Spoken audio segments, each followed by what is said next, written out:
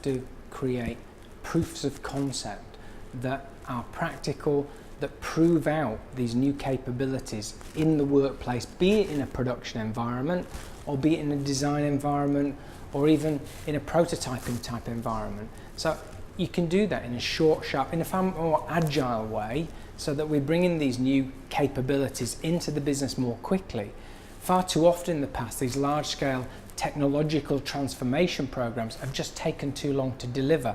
So we have to be far more comfortable with an iterative, agile way of working.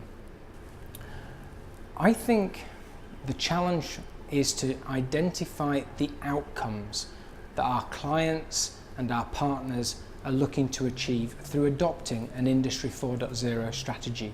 Once those objectives are defined, creating those programs where it's not just about large-scale transformation. Sometimes it's about fixing things, sometimes it's about improving things, and other times it may be more transformational. But actually setting those programs out with tangible objectives so that you feel and you know when you're achieving. Industrial renaissance is a term that we're using at Dassault System. And what we mean by it is change in process, change in technology adoption, and change in the skills that we require to go on this journey. Industry 4.0 is talked about a lot. That could be digital factory of the future. It could be new ways of embracing new digital technology. But actually, you've got to map out what that journey means in terms of process, methods, technology, and the journey that you want to go on. I think with leaders, it's all about embracing change.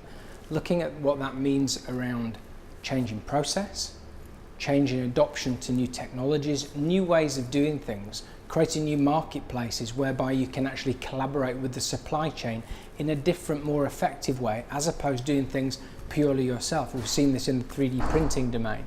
Also around skills, looking at the new skills, digital adoption. There is an exponential increase in digital technology now. We've got to make sure that the people that we're bringing into our business, as well as our existing people, truly understand what a digital strategy means and how you can embrace that new digital technology to affect that change in the business.